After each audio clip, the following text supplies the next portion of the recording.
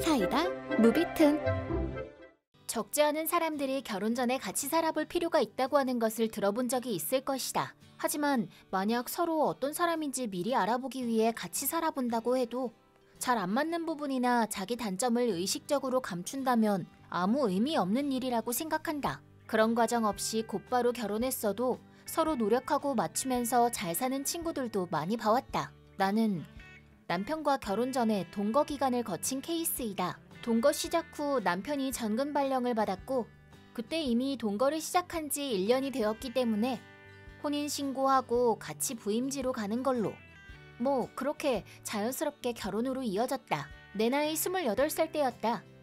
남편을 따라 이사를 하면서 다니던 회사도 그만두었고 서원 아파트에서 시작하게 된 결혼 생활. 나는 30이 되기 전에 아이를 갖고 싶었고 남편과 상의한 결과 임신을 하기 전까지는 파트로 일하면서 가사는 내가 전담하기로 했다. 그런데 동거하는 동안에는 아무 말도 없던 남편이 결혼을 하자 이런저런 불만을 얘기하기 시작했다. 내가 결혼 전후가 너무 다르다고 말하면 연애할 때랑 결혼이랑 엄연히 다르지 하고 대꾸했다. 자꾸 이렇게 부딪히면 아이는커녕 둘이서 사는 생활도 유지하기 힘들 것 같다고 하자 결혼하고 몇 년 되지도 않아서 이혼하면 쪽팔린 건 여자 쪽이야 라는 말을 아무렇지도 않게 했다. 내가 남자 보는 눈이 없었던 거라고 한다면 할 말이 없지만 그럼 어떻게 해야 결혼 후에도 달라지지 않는 남자를 알아보는데?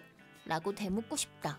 결혼하고 나서 첫 부부싸움은 전날 만들었던 단호박 버터구이가 조금 남았길래 다음날 믹서에 갈아 잘게 다져 부드럽게 볶은 양파와 섞어 포타주 스프로 만들어서 그날 저녁상에 올렸다. 우와, 맛있다. 프로가 만든 것 같아. 정말? 칭찬 들으니까 기분 좋다. 이건 뭘로 만들었어? 들으면 깜짝 놀랄 텐데. 사실은 폭풍 칭찬에 신이 난 나는 어떻게 만들었는지 자신 있게 설명했는데 내 얘기를 듣고 있던 남편의 표정이 갑자기 이상해졌다. 그리고 남편의 입에서 나온 말은 남은 음식 대충 재탕해서 내놓는 거 좀 그렇다. 힘들게 일하고 들어왔는데 그런 말 들으니까 갑자기 힘이 쭉 빠진다 였다. 내 기준으로 이건 남은 음식을 대충 재탕한 것과는 차원이 다르다고 본다. 우선 결혼 전 동거를 할 때에도 나는 이런 식으로 남은 요리 활용을 잘했었다. 예를 들어 감자조림이 남았을 경우 다음날 수분을 제거하고 고로케로 변신시켰었고 카레가 조금 남았을 때는 다음날 카레볶음밥을 만들어 먹었다. 가라아기가 남으면 다음날은 치킨 가츠동. 이런 식으로 나의 아이디어 요리가 탄생했다. 동거할 때에는 이렇게 활용한 요리들도 맛있다면서 잘만 먹던 사람이 포타주 스프가 남은 요리를 활용했다는 걸 알고는 이렇게 불쾌해하다니. 황당한 건 오히려 나였다. 남은 음식이 있으면 다음날 점심에 네가 먹어 라고 할 때에는 기가 막혔다. 그야 물론 파트 근무가 없는 날엔 전날 남은 음식을 혼자서 먹기도 하지만 남은 요리를 잘 활용하면 제대로 된 요리가 하나 완성되는데 경제적이기도 하고 양념이 잘 배어 있으니까 맛도 더 있을 거란 생각도 있었다. 난 그저 그런 생각이었다. 빨래만 해도 둘밖에 없으니까 빨래도 별로 없고 해서 이틀에 한 번 정도 세탁기를 돌렸는데 왜 이렇게 게을러?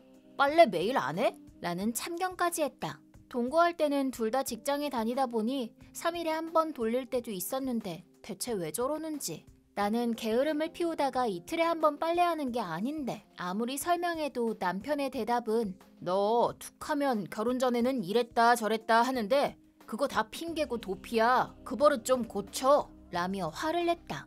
이런 일이 매일 반복되면서 내가 생각했던 결혼 생활은 이런 게 아니었는데 라는 회의감이 갈수록 커져만 갔다. 남편이 출장을 간 사이 나는 앞으로의 일에 대해 진지하게 생각해보고 싶어 라는 편지와 결혼 반지를 남기고 친정으로 돌아갔다.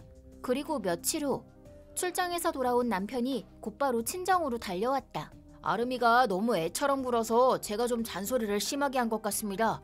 앞으로는 좀 더 여유를 가지고 아름이 잘 돌보겠습니다 라며 우리 부모님 앞에서 나를 애 취급하듯 말했다. 그 말을 들은 아버지는 우린 그렇게 철없는 애로 키웠다고 생각하지 않았는데 낯선 곳에 남편만 보고 결혼해서 따라가는 걸 보면서 제 딴에는 단단히 결심했다고 생각했었어. 대체 우리의 어떤 면이 그렇게 애 같았나? 얘기나 좀 들어보세. 라고 남편에게 질문하셨다. 그러자 남편은 순간 흠칫하더니 기껏 꺼낸 말이 지난번 단호박 포타주 스프를 내가 어떻게 만들었는지에 관한 것이었다. 아버지가 다른 것도 또 있나? 라고 묻자 감자조림을, 다른 건 카레를, 다른 건 가라아게를, 다른 건 빨래도 좀 하고 대답했다. 옆에서 듣고 있던 내가 더 부끄러웠다. 아버지가 대체 거기 어느 구석이 어린애처럼 굴었다는 건가? 라고 묻자 온종일 힘들게 일하고 들어왔는데 그런 요리가 나오면 솔직히 힘이 빠집니다. 월급 타면 다 갖다 주는데 그런 남은 음식 재탕하는 게 아니라 제대로 된 재료로 만든 제대로 된 요리를 먹고 싶습니다. 빨래도 게으름 피우지 않고 제때제때 빨았으면 좋겠어요. 라고 말했다. 귀를 쫑긋 세우고 듣던 엄마는 중간에 기가 찼던지 다리에 힘이 풀리는 듯 했다. 마지막으로 아버지는 지금 한 얘기를 똑같이 자네 부모님께도 하고 어떻게 생각하시는지 들어보는 게 좋겠네. 라고 하셨다. 다음날 시내 한 호텔 커피숍에서 양쪽 집 식구들이 만났다. 대체 무슨 이유로 아름이가 집을 나온 거니? 그게 결혼하자마자 아름이가 집안일을 다 대충대충 하니까 내가 그걸로 몇 마디 싫은 소리 했더니 집을 나가버리잖아. 대충대충이라니 구체적으로 좀 말해봐. 그러자 남편은 시어머니께도 다시 단호박부터 시작해서 미주알 고주알 지금까지 내가 만든 남은 요리 활용의 예를 열거하고 빨래가 어쩌고까지 얘기를 모두 마쳤다. 모든 얘기를 다 들은 시어머니의 표정은 우리 부모님과 별 다르지 않았다. 넌 대체 지금 무슨 생각으로 그런 말을 하니?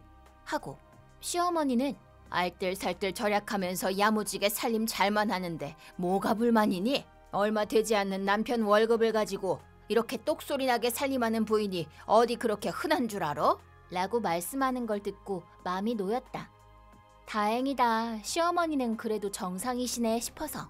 솔직히 말하면 시어머니가 지적했듯이 남편의 월급은 세금 공제하고 남는 금액이 겨우 170만 원 정도로 결코 넉넉한 형편은 아니었다. 보너스는 있지만 한 달 월급 정도였고 그래서 나도 임신 전까지는 파트근무라도 해서 돈을 모아두려고 생각했던 것이다. 식비도 무시할 수 없는지라 남은 음식을 활용해 새 요리로 탄생시켰던 것이고 하지만 남편은 시어머니가 하는 말을 받아들일 수 없다는 표정이었다. 물론 내 월급이 얼마 되지는 않지만 어머니는 혼자서 나랑 누나까지 키우셨잖아요.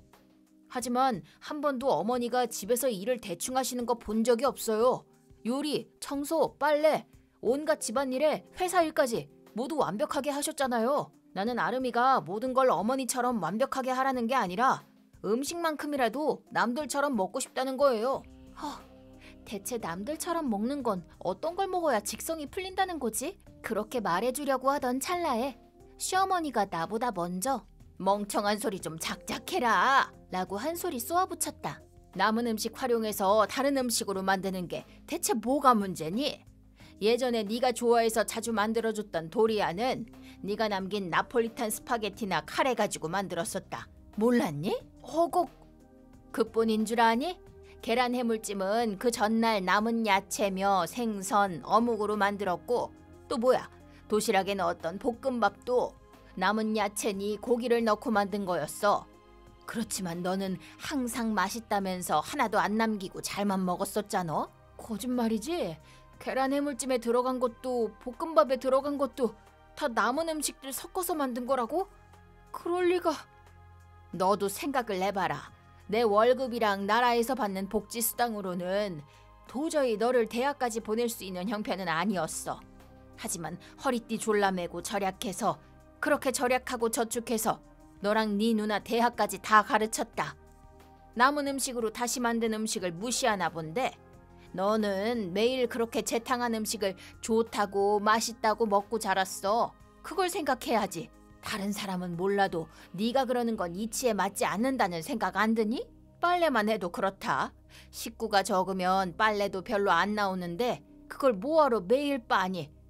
나도 3일에 한 번씩 하고 목욕할 때 받아놓은 물도 안 버리고 항상 빨래할 때 썼어. 시어머니의 말을 들은 남편은 한동안 멍하니 말이 없었다.